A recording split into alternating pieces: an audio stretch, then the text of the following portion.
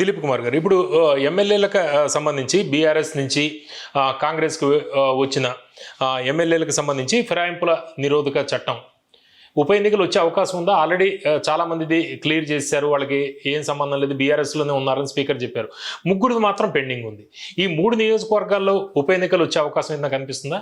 నేనైతే వస్తాయి అనుకుంటున్నా. నేను ఇంతమంది డిబేట్లో మీకు చెప్పా, వీళ్ళు డిస్క్వాలిఫై కారు, వీళ్ళందరూ రిప్లై ఇస్తారు, మేము పార్టీ మారలేదు అందులో ఉన్నామని. అప్పుడు స్పీకర్ ఏం చేస్తాడు పాపం, ఇచ్చేసింది. మనం అనుకున్నాం, మీరు పార్టీకి చూడండి, వాళ్ళు అసలు మీ పార్టీ మారలేదంటే చేసేది ఏముందని. స్పీకర్ కూడా ఏం చేయలేడు కదా, చేయలేరు, పోయింది. క్లియర్ కట్ ఎవిడెన్స్ ఎక్కడ ఉంది? ఈ 3 వర్గాలు ఉంది మీకు. కాబట్టి ఇక్కడ ఖైరతాబాదు, కడియం శ్రీహరి అండ్ జగిత్యాల్లో మీకు క్లియర్ ఎవిడెన్స్ ఉంది. వాళ్ళు యాంటీ పార్టీకి ఉన్నట్టు, వీళ్ళు బీఫామ్ తీసుకుని ఆయన పోటీ చేయడం, ఒక ఆయన అక్కడ ప్రపోజల్గా సంతకం పెట్టడం కూతురికి. ఈ కారణాల చేత వాళ్ళని ఖచ్చితంగా స్పీకర్ అనేవాడు సస్పెండ్ అనే చేస్తాడు, డిస్క్వాలిఫై అనే చేస్తాడు, లేదా చేస్తున్నా అని చెప్తే రిజైన్ చేస్తారు వాడు. సురేష్ గారి టైంలో జరిగింది. ముందే పిలిచి చెప్పాడు సురేష్ స్పీకర్ ఉన్నప్పుడు, బాబు తప్పదరా నాయన, నేను మళ్ళీ డిస్క్వాలిఫై చేస్తున్నా, రిజైన్ చేయంటే 5 రిజైన్ చేశారు. అప్పుడు 3 ఆయన డిస్క్వాలిఫై చేశాడు. దీని సంగతి జ్ఞాపకం లేదు, 10 అనుకుంటారు. సో అది ఈ రోజు రాబోతుంది. ఈ 7కి అయిపోయింది క్లీన్ చిట్.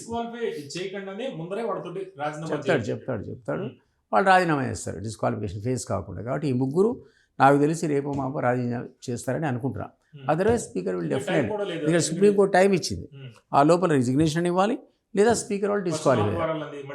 అదే కదా, 2 వీక్స్లో మీకు either they will resign or speaker will disqualify. BJP ఎందుకు ఇందులో ఇంప్లీడ్ అవుతుంది? ఇప్పుడు బీజేఎల్పీ లీడర్ ఏలేటి మహేశ్వర్ రెడ్డి కూడా ఈ కేసులో ఇంప్లీడ్ అవుతున్నారు. ఇంతకుముందు దాని గురించి మాట్లాడకపోయినా కూడా ఇప్పుడు బీజేపీ కూడా ఎందుకు వస్తుంది ఇందులోకి?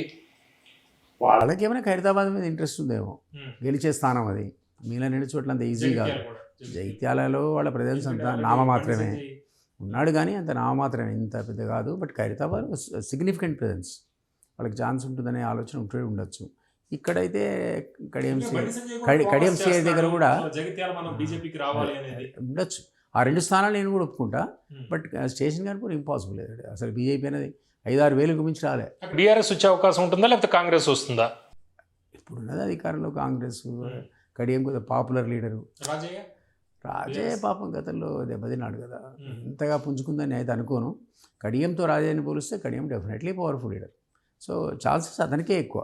అంతగా ఇప్పుడు బీఆర్ఎస్ మళ్ళీ లేచింది ఏది కనపడట్లే కదా. అంటే ఇప్పుడు ఒకవేళ నిర్ణయం తీసుకుంటే, ఇప్పుడు మీరు చెప్తున్న దాని ప్రకారం ఈ 3 నియోజకవర్గాల్లో ఉప ఎన్నికలు వస్తే అంటే ఇమ్మీడియట్ వచ్చే అవకాశం ఉందా, లేకపోతే ఈ మున్సిపల్ ఎన్నికల తర్వాత? అంటే ఇతర రాష్ట్రాల్లో వీళ్ళ చేతుల్లో ఉండదు. ఇతర రాష్ట్రాల్లో ఆల్రెడీ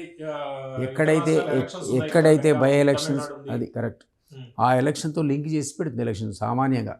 ఇక్కడ వాళ్ళు కన్వీనియంట్ అది ఎలక్షన్ కమిషన్కి, అంతే తప్ప ఇక్కడేదో 2 నెలలు అయింది లేదా రాష్ట్ర ప్రభుత్వానికి తొందర ఉందంటే ఇవ్వరు. అది totally election commission election ECI తీసుకుంటారు, ఎలక్షన్ కమిషన్ ఆఫ్ ఇండియా తీసుకుంటుంది.